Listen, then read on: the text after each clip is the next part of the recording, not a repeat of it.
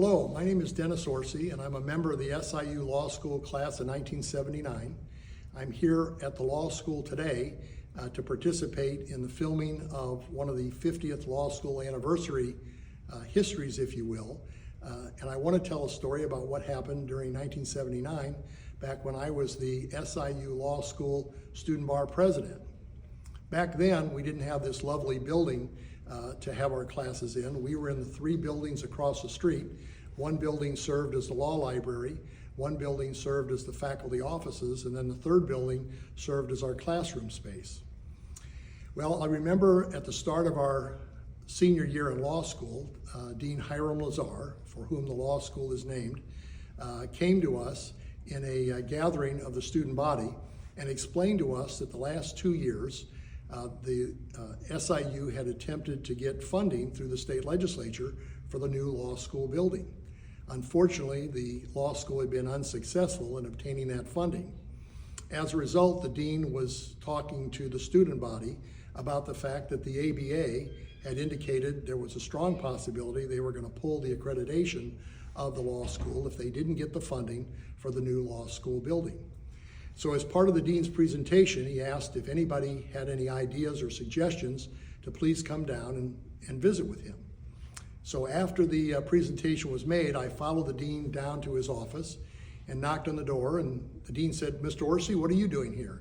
And I said, "Well, Dean, you just said if anybody had any ideas, we should stop in and see you. So I'm here to share some ideas." So he invited me in, and I explained to him that I had worked in the state legislature for the 2 summers before, and I sort of had a sense I thought how things worked at the time. And I suggested to him a bit of a plan on how they could go about trying to get the funding for the law school. And I suggested to him that step 1 would be to have an open house for area legislators, where we'd invite the legislators to come in and look at a rendering of the building, and at the same time talk about how we were gonna put the building together, but also invite the media. And the dean kind of poo-pooed the idea and said, "Well, Mr. Orsey, we've already done things like that. What makes you think this time will be any different?"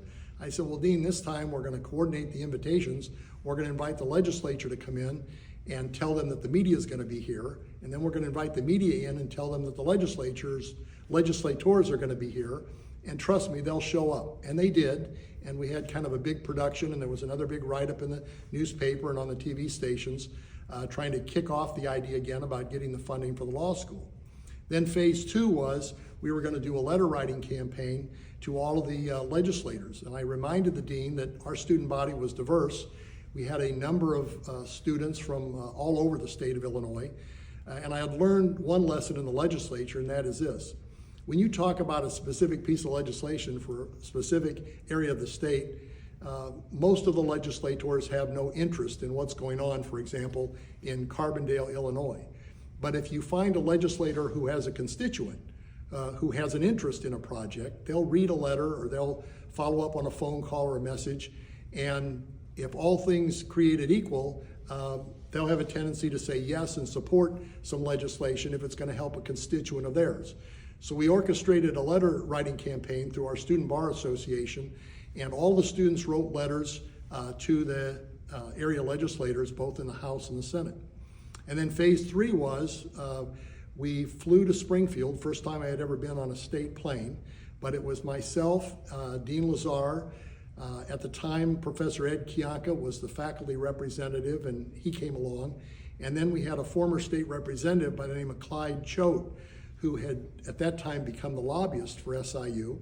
And all of us got on the state plane. We flew to Springfield to testify before the committee, the Appropriations Committee, on behalf of the bill. And when we finished our testimony, the dean and Professor Kianka inquired about what everybody wanted to do, and I responded, "I'm not sure what you fellows are going to do, but I'd like to go to the House of Representatives and say hello to a few people." Well, I remember at the time the dean gave me a look like not just anybody can get on the floor of the House of Representatives, and I reminded him that I had worked there for 2 summers, and I felt confident that I'd be able to get in and visit some people. So the dean and Professor Kianka went up to the gallery in the House of Representatives, and I went to the House doorkeeper, a gentleman by the name of Emory Kaler, and asked Emory if I could go in and say hello to a few of the state reps, and he invited me in, and I remember walking down the center aisle and waving at a few of the state reps and so forth, all of whom knew that I had gone to law school and was getting ready to graduate. And then I remember going up and shaking hands with the speaker at the time, and I looked up in the gallery and I saw Professor Kianka and Dean Lazar sort of look in amazement that this young law student was down there shaking hands with some of the leaders of the state legislature. But it was just the fact that I happened to know those individuals because I had worked there for a couple of summers. Suffice to say, a few months went by, the legislature did approve the appropriations bill, and now we fast forward to the last week of classes, and I remember getting a note from the dean's secretary who invited me on behalf of Dean Lazar to come to the faculty committee meeting. And I was a little surprised because no students ever get invited to the faculty committee meeting. And I asked her if, was there a chance I wouldn't be graduating? I mean, this could be bad news. And she said, no, Mr. Orsey, I can assure you it's not bad news, but you just need to be at the faculty meeting at 3 o'clock this afternoon. So I proceeded to show up at the designated location at the designated time. And as soon as I arrived at the door, Dean Lazar called me up to the front of the room and told the faculty members, he says, we all know Mr. Orsey.